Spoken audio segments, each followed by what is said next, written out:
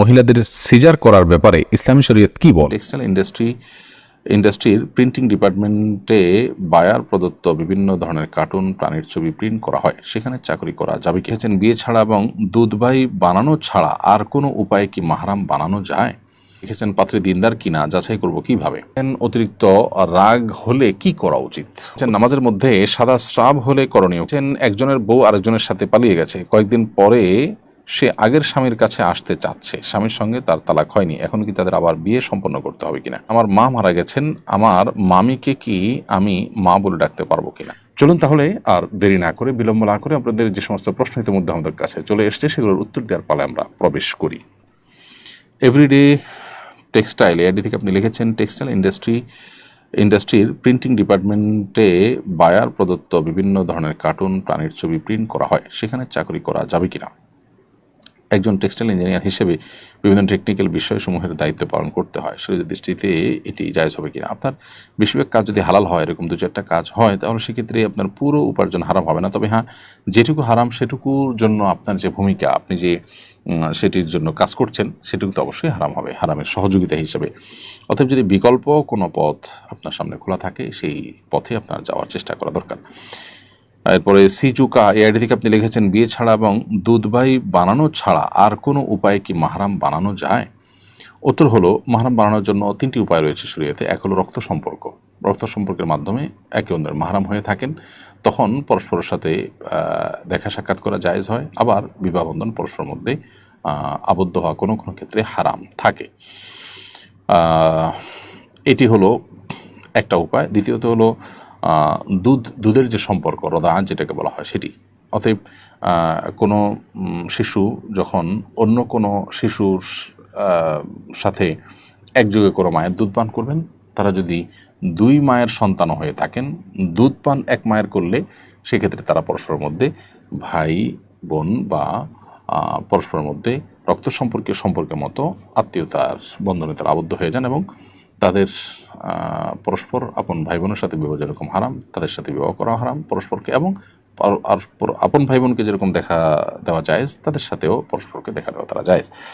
তৃতীয়ত, বৈবাহিক সম্পর্কের মাধ্যমেও আত্মীয়তার সম্পর্ক তৈরি হয় এবং মাহরাম এর সম্পর্ক তৈরি হয়। বিধায় এই তিনটা উপায় কিন্তু মাহরাম হতে পারে। নীল রহমান তালিব আপনি লিখেছেন, পাত্রী দিনদার কিনা যাচাই করব কিভাবে?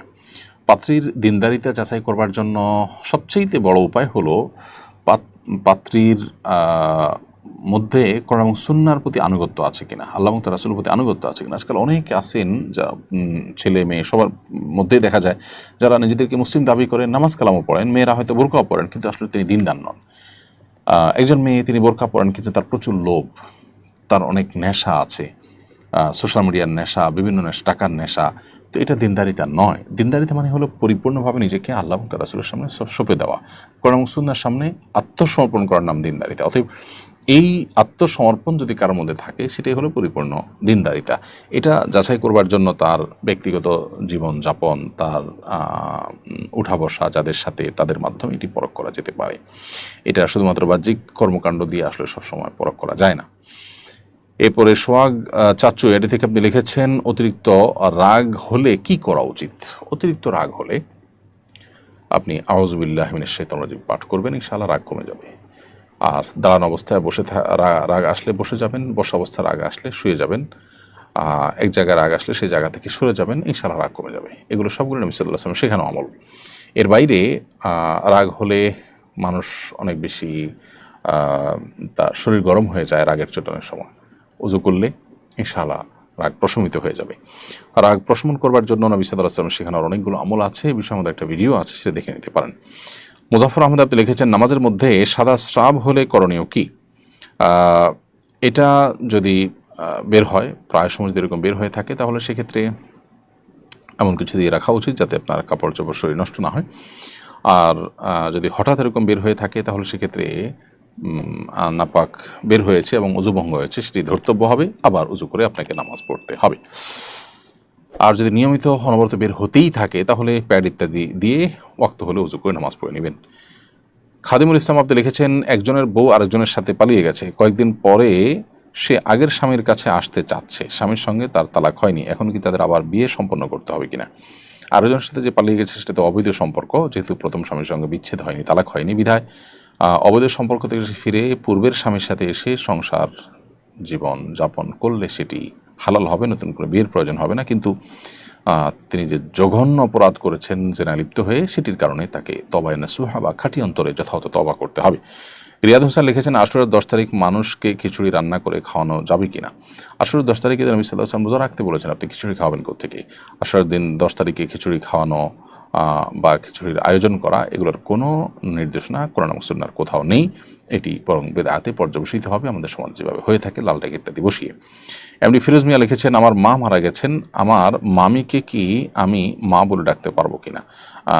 মা বলতে শ্রদ্ধার কারণে মা তুল্য মানুষদেরকে মা বলতে পারেন, সেটাতে অসুবিধা নেই। কিন্তু কাগজে কলমে বা সমাজে মানুষের কাছে পরিচয় দেওয়ার ক্ষেত্রে আপনি তাকে মা বলবেন না অবশ্যই। এমনিতে মা ডাক দিতে অসুবিধা নেই। ফাতেমা আক্তার আপনি লিখেছেন, স্কুলে থাকতে ফ্রেন্ডদের থেকে টুকটাক টাকা নেওয়া হয়েছে 10-20 টাকা এমন, আমিও দিয়েছি, কিন্তু তার কোনো হিসেব নাই। অনেক বছর চলে গেছে, মনেও নাই কোনো টাকা পাবো কি না, কেউ টাকা পাবে কিনা। কিন্তু এখন ভয় হচ্ছে আমি 1 টাকা হলেও ঋণী আছি কিনা। এ ভয় থেকে বাঁচার জন্য যদি কিছু টাকা দান করি আমার ঋণ মাফ হবে কিনা। হ্যাঁ, কিছু টাকা যদি আপনি দান করে দেন ওই নিয়তে যে আল্লাহ, কেউ যদি আমার কাছ থেকে টাকা পাওনা থেকে থাকে তাদেরকে আপনি এর সব দিয়ে দিবেন, সেই মর্মে আপনি দান করে দিতে পারেন এবং দায়মুক্ত হয়ে যাবেন ইনশাআল্লাহ বিদিনিল্লাহ। আর খুব ছোটোখাটো কোনো অ্যামাউন্ট হলে সাধারণত বন্ধুবান্ধবরা সেটা দায় দাবি রাখেও না। অতএব প্রথমত এটা নিয়ে আপনার খুব বেশি অরিড হওয়ার কারণ নেই। দ্বিতীয়ত হলো যে যদি কিছু টাকা আপনি দান করে দেন, আনুমানিক যে এর বেশি হবে না, অতএব এই টাকাটা আমি দান করে দিলাম, নিজের সবের নিয়ত না করে যারা পাওনাদার হতে পারে সম্ভাব্য তাদের পক্ষ থেকে, তাহলে ইনশাআল্লাহ আপনি দায়মুক্ত হয়ে যাবেন। এমনি মিজানুর রহমান আপনি জানতে চেয়েছেন, মহিলাদের সিজার করার ব্যাপারে ইসলামী শরীয়ত কি বলে? ভাই মিজান, ইসলামী শরীয়তে সিজার করার ব্যাপারে বিশেষ কোনো বিধি নিষেধ নেই, কারণ আল আসলু ফিল আশিয়াই আল ইবাহা, জাগতিক বিষয়ে মূল বিধান হলো সবই হালাল যদি কোনো নিষেধাজ্ঞা না থাকে। তো সিজার করার ব্যাপারে কোনো নিষেধাজ্ঞা নাই।